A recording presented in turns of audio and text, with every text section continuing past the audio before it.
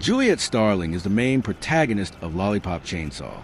She is the middle child of the Starling family and is at the time of writing voiced by Tara Strong. Events of Lollipop Chainsaw. The audience is first introduced to Juliet, an 18-year-old senior student at San Romero High School, when the camera encounters a young woman, awakening in her own bedroom, who is aware of the audience's presence and thus proceeds to introduce herself before speaking in a provocative manner. Juliet then begins to talk about her social life, the specialty of each individual member of her family, and her recent love interest, Nick, who is waiting to offer her a gift for her birthday at school. Preparing herself in the shower, she briefly mentions about a family secret that she has been afraid to share with, especially with her recent boyfriend. As a sudden horde begins to walk amongst the school, she realizes she is late and quickly rushes to school on her bike, dropping her lollipops, and states a dramatically ironic statement. Surprised to discover her school infested with zombies, Juliet arrives at school enraged and proceeds to take out her chainsaw to slaughter the horde. Searching for Nick through the parking lot, Juliet finds various students in need of an assistance. As each student gets saved, officers from a helicopter arrive to rescue them. Later, to their dismay, a zombie enters a helicopter and causes it to crash land near the front gates of the school. After defeating several hordes, Juliet finally manages to get to San Romero High, but fails to find Nick and is oblivious to a stumbling zombie that is behind her. Nick then suddenly appears and slams the zombie into the ground. Moments after he strangles him, Nick is bitten, and Juliet then intervenes by slicing the zombie in the midsection. As she grasps Nick, the two have a dramatic moment together. Realizing Nick will soon become zombified, determined, Juliet saves him by removing his head from his body. Juliet later retreats into the high school with Nick's head to perform a magic ritual. Once conscious, Nick is shocked by Juliet to find himself without his body. Guilt-ridden, Juliet reasons that she decapitated and performed a magic ritual on him so she could prevent him from ever becoming a zombie. Confused, Nick questions Juliet as to why she knew how to resurrect him, as a horde suddenly appears behind them. Juliet responds by hesitantly revealing that she is a zombie hunter and plops Nick's head under her belt, ready to fight. Along the way, Juliet tries to search for her sensei and advice to resolve the zombie infestation. Once they meet up, Morikawa believes Broken Cause for the zombie hordes was the work of a malevolent foe who had likely broken a hole between the dimensions of Earth and the rotten world, who may intend to create a permanent gate between the two. Sensei states that the only way to end the apocalypse is to defeat the foe and kill all the remaining zombies. After agreeing to split up, Morikawa teleports into the courtyard, while Juliet stays in the cafeteria. Juliet then finds a stack of dynamite, disguised as a large birthday cake. Juliet then makes an infamous leap and begins to secure the area, then inspects the cake. Once tackling a large horde, Juliet and Nick look over the cake, while fire zombies begin to leap from the barrier and attempt to make contact with the said cake. As she continues to drive the fire zombies away, cartwheel bombers suddenly appear in the room, forcing her to leave San Romero ablaze.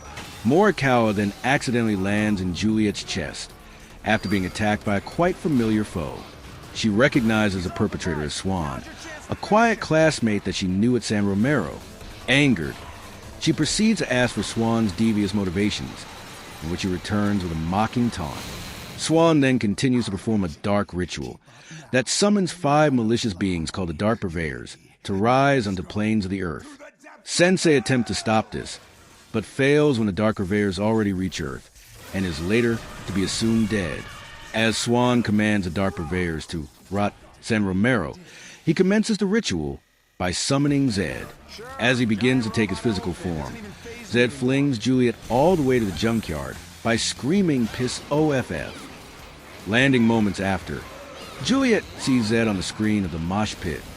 Juliet then makes her way through the trail of the junkyard and easily tackles all profanity attacks or zombie enemies along the trail. Once they confront, Juliet becomes offended when she learns that Zed tortures small animals based on the information of his fax screen. Zed is easily defeated at the end of the first boss fight, and Morikawa returns, amazingly alive, to send an ominous message to Juliet and Nick. Morikawa gives Juliet a map that shows where all the other purveyors have scattered. He then states that it has been quite likely that all of Juliet's classmates have been transformed into the undead. In Morikawa's bad condition, he finds confidence in Juliet and Nick that they can stop the zombie apocalypse before pausing. After Morikawa humorously wakes up, he offers Juliet a birthday gift, telling how he favored her as a student before he truly dies. When a vintage-styled elevator falls from the sky, Juliet watches as Morikawa leaves his body as a spirit and proceeds to enter the elevator before giving her a thumbs up and flying to land beyond words, with Juliet happily waving him goodbye. Juliet then thanks Sensei in his name for his gift immediately afterwards. As Juliet and Nick return to San Romero, Nick pleads with Juliet that he is not best suited in his present condition. Juliet responds with ridiculous reasons, which later upset Nick. But the two are later interrupted by another dark purveyor when she notices a ship fly above San Romero. Once dodging the lightning being conducted by the ship, Juliet spots her older sister, Cordelia, riding on the back of it, getting her attention. Cordelia drops off her birthday present in the midair, causing it to fly all the way to the stadium and forcing Juliet to retrieve it. After a series of dashes through the rooftops of San Romero, Juliet manages to get her present, the chainsaw blaster. After testing the new weapon at the stadium, Juliet regroups with Cordelia at the swimming pool, having a minor conversation about Nick. After Cordelia spots the dark purveyor suddenly present on his ship, it rises as he attempts to escape, destroying the ceiling of the indoor swimming pool. Juliet and Cordelia then quickly maneuver a plan to land Juliet on the ship. Juliet then confronts Vic, the king of Viking metal, initiating the second boss battle. Defeated through a slash of his jaw, his pet Yummel attempted to defeat Juliet, but was easily defeated through one swift kick. The ship then loses control and crash lands at the abandoned farm. Once at the farm, Juliet inspects the area, confident that another purveyor will come conduct misery in San Romero.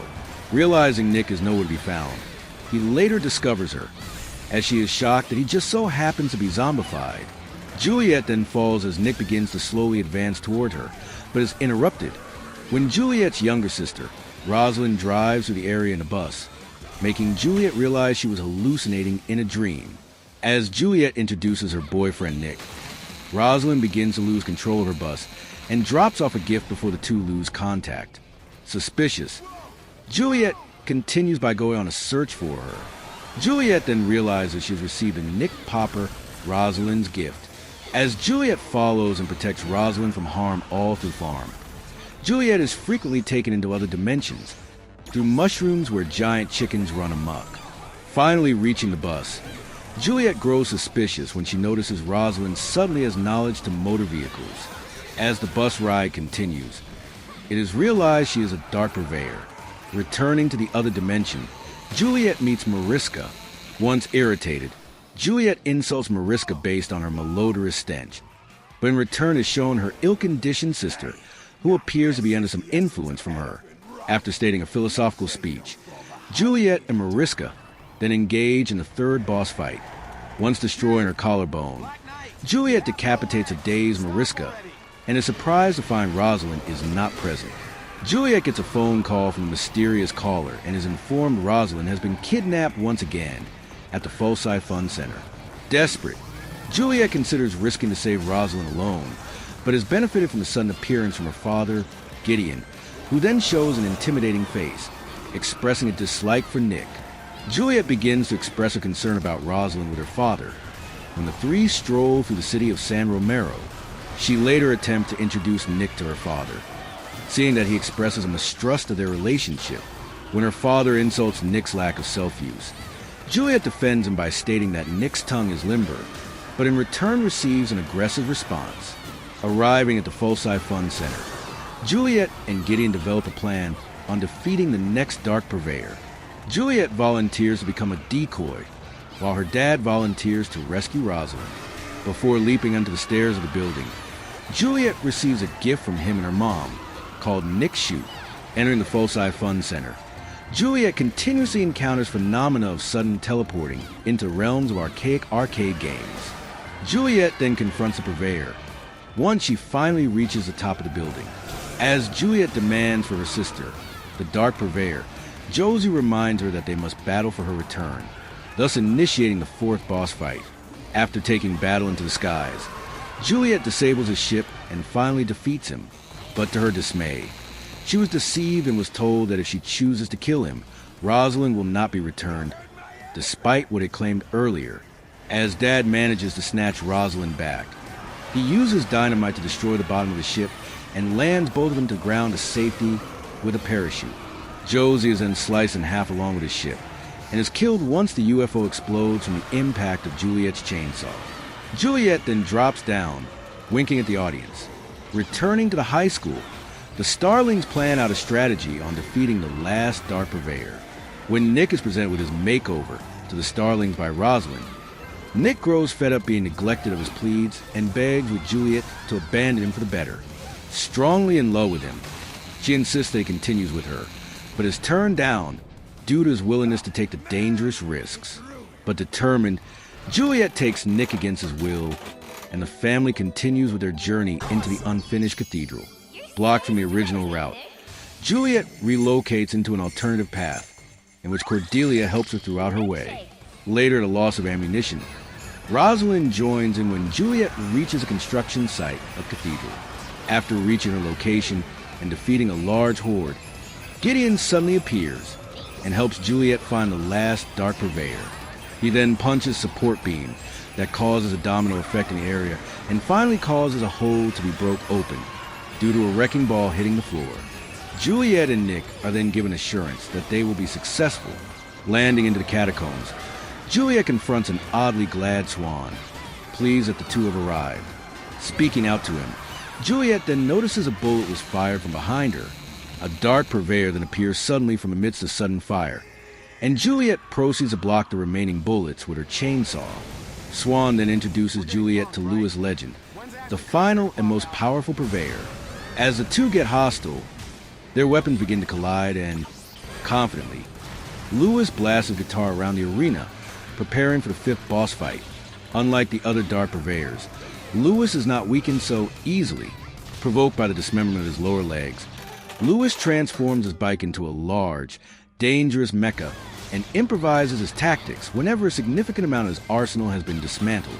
Later dwarfed in size, Juliet defeats Louis through a diagonal slice across his torso, causing him his bike to get destroyed in a great explosion. After the battle ends, Swan reveals to Juliet that her defeats against the Dark Purveyors was a predetermined plan to Swan's diabolical plot. He then claims that the sacrifice of 5 pre-selected zombies was required to occur to fully initiate the ritual, and that by the point of their deaths they must exclaim, Meus vita rege proneferio coepto. Juliet, so confused by Swan's deviant intentions, she asks of Swan his motivations. In return, she has replied that her betrayal was a fall for his revenge, and that he hopes that by terrorizing San Romero, it will destroy all those who had hurt him. Swan then shoots himself with Louis' guitar, and a blob of undead corpses clump together at the center of San Romero, and becomes a giant named Killabilly. Juliet and Nick race towards him as he begins his existence. Once the two reach him, Killabilly takes grasp of Juliet, and a boss fight begins. After being held, attempted to be swallowed and attacked by his massive strength, Juliet manages to weaken him and jump over his right arm as she reached further toward his head. Juliet gets a message from Sensei Morikawa stating that Juliet must enter Killabilly's body in order to defeat him. Juliet attempts to follow the orders of her deceased sensei, but is interrupted when her father suddenly appears, flying into the air, with his motorcycle filled with several grenades. Juliet witnesses his courageous act, but is heartbroken to realize that her father sacrificed himself for the sake of her. Nick motivates Juliet to continue, despite being emotionally afflicted, and leaps into the body of Killabilly.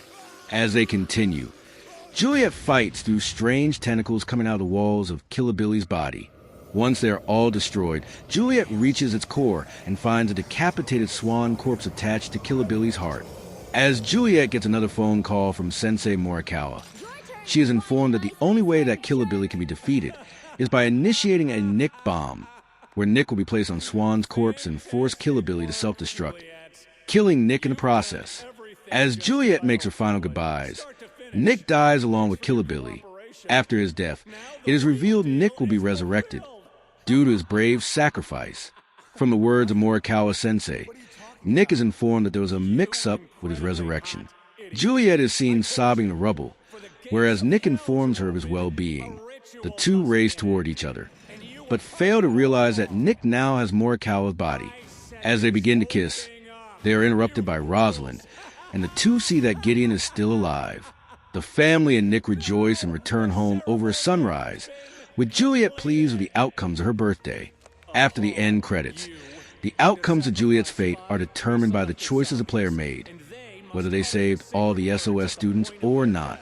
If they were all saved, Juliet's mother would present Juliet her cake, and the Starlings will sit down at the dining table, with Nick presenting Juliet his present, which reveals a box of lollipops.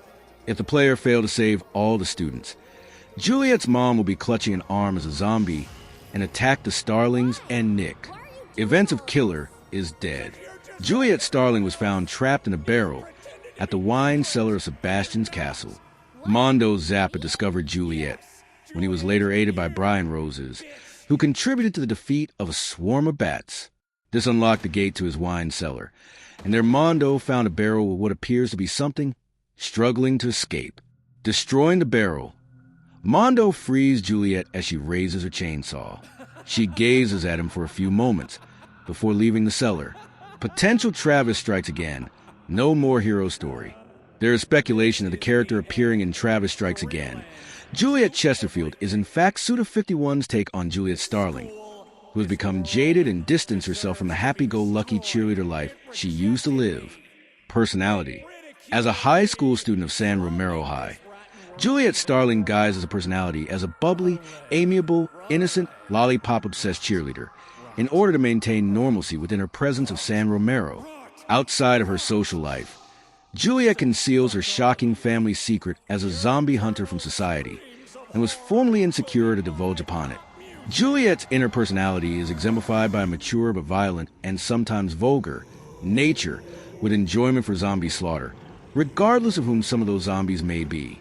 At other times, Juliet can often be oblivious or simple-minded in frequent situations, as she can become easily distracted by minor details or react inappropriately to statements.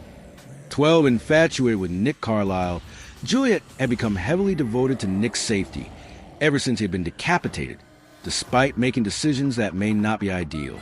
Based on the situation, some of the traits in her personality tend to become inconsistent, quickly shifting from pleasant to aggressive. Insecure about her weight, Juliet can be regretful about her obsession with lollipops, often being concerned with the size of her buttocks. Symbolism. Juliet is based upon the original character that appeared in Shakespeare's play Romeo and Juliet. Like her original counterpart, Juliet had a love interest that was recently conceived from only a few days ago, prior to the events of their story. The Juliet from Shakespeare's play had several characters who were intended to be her love interests: Romeo, Tybalt, Paris, etc. This character pokes that fact by having several characters who were sexually or romantically attracted to her: Nick Carlisle, Swan, Junji Morikawa, etc. The defeat of Killer Billy also draws some similar parallels to the death of Shakespeare's Juliet, where Juliet inserts Nick to the heart of Killer Billy in order to activate the Nick bomb. Shakespeare's Juliet takes Romeo's dagger and inserts it into her own heart. Both endings leave two characters deceased, except in Lollipop Chainsaw, Juliet and Nick are alive, left happily reunited, as opposed to the tragic deaths that took place from the original play.